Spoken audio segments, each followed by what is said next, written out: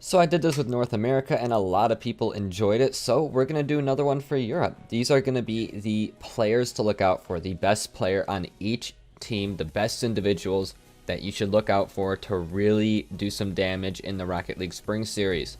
We're going to be going over all 8 teams, and I'm going to tell you who I think is the best. However, for a lot of these teams, it actually comes down to a combination of players, which I'll definitely mention, because you know, with these teams, it generally isn't one player that carries a team, usually, right? There are some cases, but a lot of times there's that one player who you can tell is very good, but the team around him is also very good, and I want to kind of point out those scenarios when we get the chance.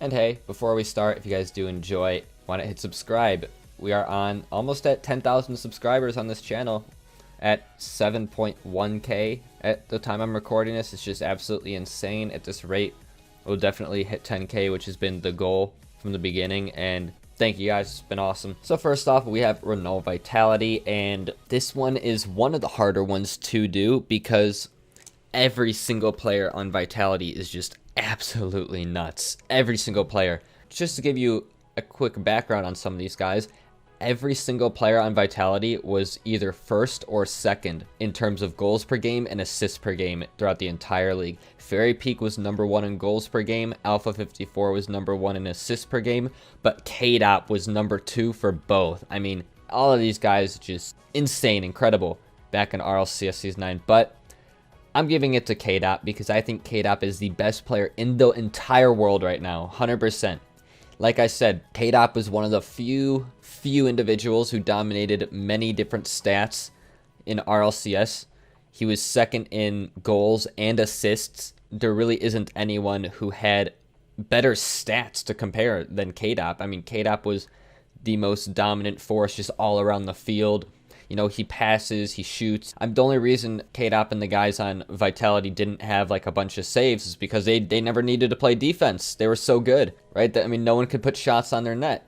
Yeah, so with that said, definitely got to give it to KDOP. Look out for that guy. However, you're going to also want to watch Alpha 54. He's going to be that kind of playmaker, the opener, and Fairy Peak is striking. I mean, Fairy Peak doesn't miss. It's crazy how Fairy Peak just has the inability to miss shots.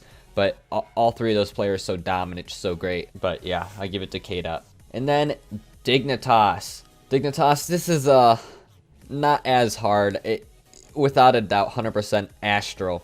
Astral is probably 100% the best mechanical player in the world right now. A top 3 player in the world. He's just absolutely nuts. And one of the reasons that he's able to perform as well as he does is because he has players like Violent Panda and Yukio to back him up. Violent Panda, a 2-time world champion. Violent Panda, I like to compare him to like a Cookser and a Fairy Peak, where his striking is very good, right? He puts the ball on net. He puts the ball in the perfect place, right? He has a lot of brains. I think of him like a Turbo Pulsa in the fact that, you know, he's not super mechanical, but he's very, very smart, Violent Panda. And then Yukio, he's a monster as well. All 3 of those guys on Dignitas, but Astral, man. I mean, Astral invented new ways to hit the ball this last season of RLCS. He did things that literally you didn't know were possible, and I can't stress that enough. The touches he got on the ball, the angles he hit, the speed, the power he put on the ball, everything. I mean, he was nuts. Absolutely insane. Got to give it to Astral. But the entire Dignitas roster is definitely to be feared. Then let's move on to Mousesports. And I know a lot of people are really curious what I have to say about Mousesports. Honestly, before Scrubkilla left, I would have said Cookser 97 because Scrubkilla really didn't look that great on the team. Their chemistry didn't mesh well at all.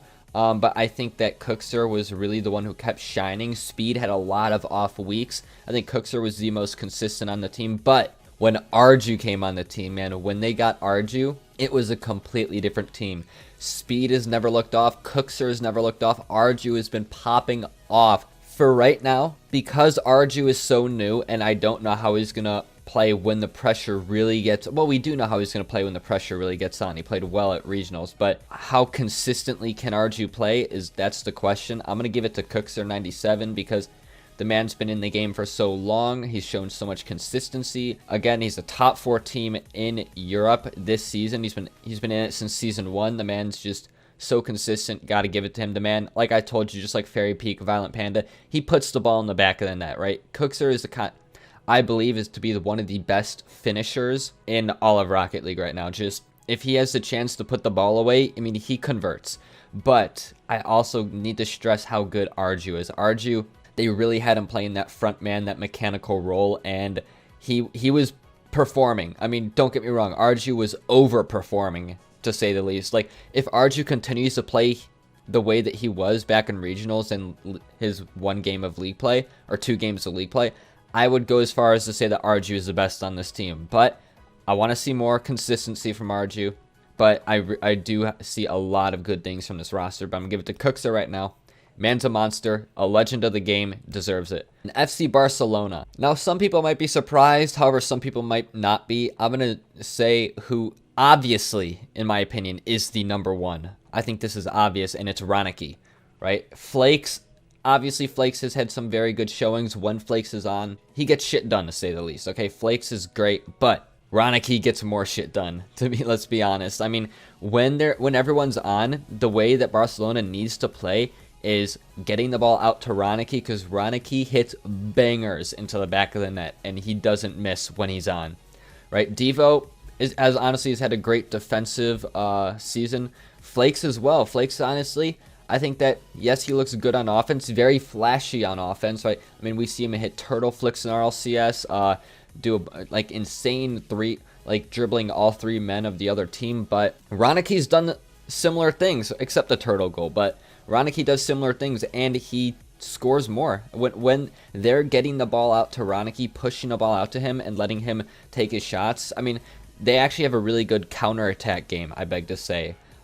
Just clearing it off the backboard to Ronicky. Ronicky bangs a shot home. I mean, they work very well when they're playing that way, when Devo and Flakes are really trying to push the ball out to him or play around Ronicky. When in the past, I think that the play style they were trying to go for was playing around Flakes, which has worked in some cases, but this is when they look the best, when Ronicky is that guy that they're revolving around, and I think that's what we need to see in the spring series if FC Barcelona wants a chance at taking on the big 3 right now in Europe. I said big 3, but it's really there's really like a top 2 in Mousesports. I think is right there with a chance to push their way into that big 3 maybe.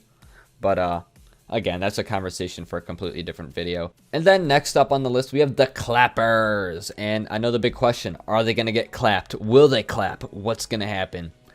Best player on this team, I think I'm going to give it to Joras. However, I want to give some honorable mentions to his teammates for those of you who might not know. Archie, he does not have a lot of history, okay?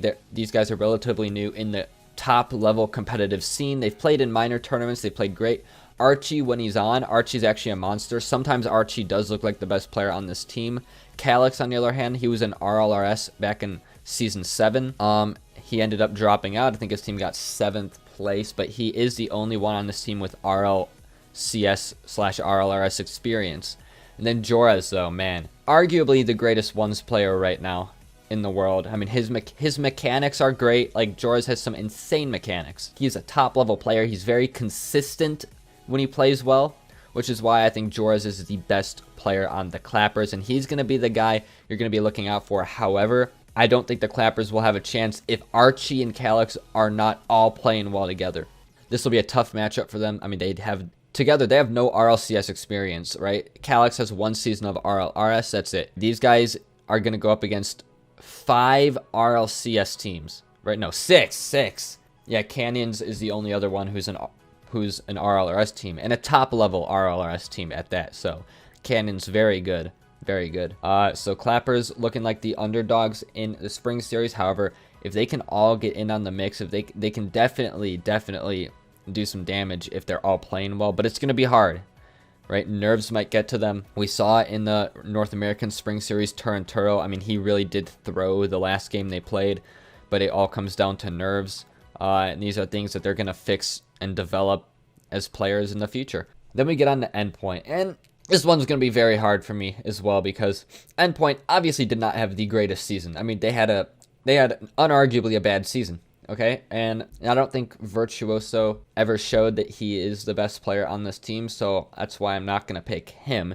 And Metsanaris is so new, they just pulled him onto this team, so I don't know how they're going to play with Metsanaris. But I'm going to give it to Relating Wave. Relating Wave, despite all the bad weeks in RLCS Endpoint had, Relating Wave had some good weeks. And Relating Wave, when he popped off, he looked like an insane player.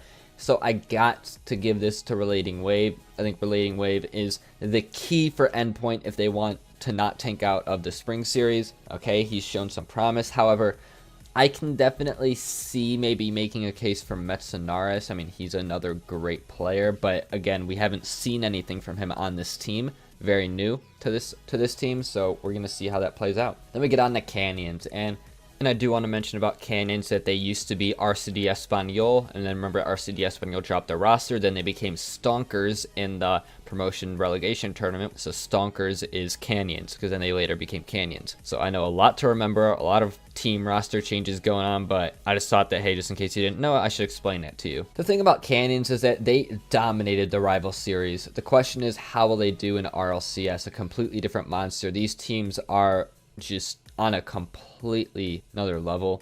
But the thing that I really like about Canyon's playstyle is that they get everyone involved. Throughout all of RLRS, they would always get Stake, Tox, Zamwe. Every single one of them would be popping off at different times. But I think that there was one guy who stood above the rest when it mattered most. When it mattered most in the promotion tournament, Stake was insane. He was passing, he was shooting, he was doing so much for his team. And, you know, you could obviously make a case for Zamwe too, because especially during the promotion tournament, he played outstanding as well. I just think that Stake is just that little bit better in my opinion. They always play very well, except it seemed when it mattered most in the promotion relegation tournament, they could not prevail. In fact, I think that Tox was really the only player during the promo relegation tournament who wasn't playing that well. Maybe a lot had to do with pressure. So I think in a scenario like this in Rocket League Spring Series, when the pressure is going to be arguably the same as the promotion relegation tournament, you might make a case that the pressure is lower because they're the underdogs and, you know, you don't expect a lot from an RLRS team. So maybe they don't have the pressure like they would in the promotion relegation tournament. But at the same time, there still is going to be pressure nonetheless. They want to perform. They want to show what they have. I got to give it to Stake. We're going to be looking out for him. And then last but not least, we have Team BDS. And now, Clayx is a good player. But Monkey Moon and Mark are insane players. You see, this entire Rocket League rival series, Monkey Moon and Mark were just this incredible combo. You know when you watch Rogue and you see Turinturo and First Killer just do insane things together? Well, this is pretty much the Turinturo and First Killer of rival series, in my opinion. I mean, they're passing to each other, making plays. When they're clicking, it's just so entertaining to watch these guys. They are so fun to watch. All right, but who is the best? And I'd have to give it to Monkey Moon. Monkey Moon I'm pretty sure he was number one in shots per game, the most shots out of anyone in the league, some of the most goals. Monkey Moon was just on fire,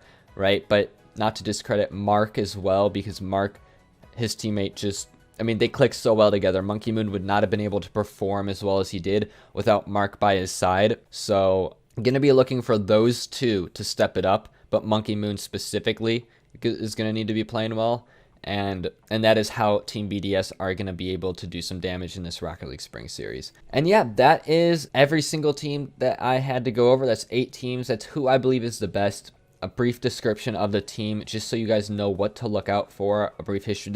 I think this is a really good video to make because it gives you guys, especially for those of you who don't follow Rocket League as closely as I do, it gives you guys some insight as to these teams and what's going on, what you should be looking out for.